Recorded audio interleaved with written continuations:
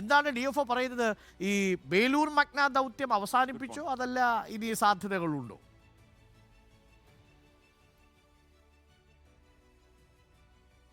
Very good morning doctor Arunkumar. Velur Magna ദൗത്യം ഒരു നിലയ്ക്കും അവസാനിപ്പിച്ചിട്ടില്ല എന്ന് തന്നെയാണ് വയനാട് നോർത്ത് DFO മാർട്ടിൻ ലോബൽ അല്പസമയം മുമ്പ് റിപ്പോർട്ടർ TVയോട് പ്രതികരിക്കുന്നത്.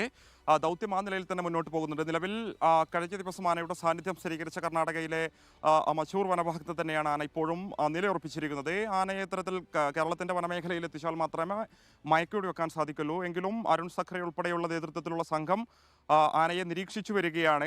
ആനയെ ഇങ്ങോട്ടേക്ക് കടത്തിവിടാനുള്ള ശ്രമങ്ങളും നടത്തി വരികയാണ്.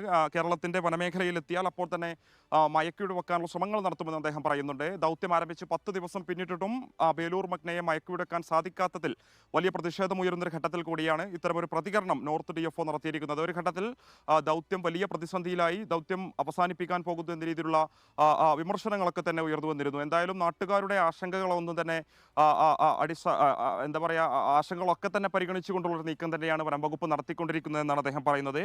കൂടാതെ ഇനി ഒരു അപകടം ഉണ്ടാകാതിരിക്കാനുള്ള മുൻകരുതലുകൾ ഇതിന്റെ ഭാഗമായി സ്വീകരിച്ചിട്ടുണ്ട്.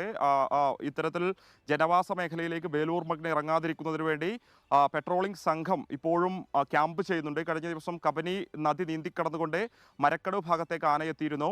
മരക്കടവ് ഭാഗത്ത് വലിയ ആളുകൾ താമസിക്കുന്ന മേഖലയാണ്. അങ്ങോട്ടേക്ക് ഒരു പക്ഷേ ആന കടന്നിരുന്നെങ്കിൽ വലിയ അപകടം ഉണ്ടാകുമായിരുന്നു. അവിടെ ഇത്തരത്തിൽ വനപാലകരുടെ പെട്രോളിംഗ് സംഘം ഉണ്ടായിരുന്നത് കൊണ്ടാണ് ആനയെ തിരിച്ച് തുരത്താൻ കഴിഞ്ഞത്. ആ ഒരു രീതിയിലുള്ള പ്രതിരോധ നടപടികൾ ഇപ്പോഴും പുരോഗമിക്കുന്നുണ്ടെന്നാണ് അദ്ദേഹം പറയുന്നത്. നൈറ്റ് പെട്രോളിംഗ് ആ നിലയിൽ തന്നെ തുടരും. അതിവേഗത്തിൽ തന്നെ ആനയെ മയക്കുവെടി വെക്കാൻ സാധിക്കും. ഏറ്റവും പ്രധാനപ്പെട്ടതാണ് ഇത്തരത്തിൽ ഉൾവനത്തിനുള്ളിൽ രണ്ടാൾപ്പൊക്കത്തിലുള്ള കുറ്റിച്ചെടികൾക്കിടയിൽ, അതായത് അടിക്കാടുകൾക്കിടയിൽ ഒളിഞ്ഞു നിൽക്കുന്നതാണ് ദൗത്യത്തിന് വലിയ വെല്ലുവിളിയായി മാറുന്നത്. ദൗത്യം ആരംഭിച്ച് 2 തവണ ആനയെ മയക്കുവെടി വെച്ചിരുന്നു.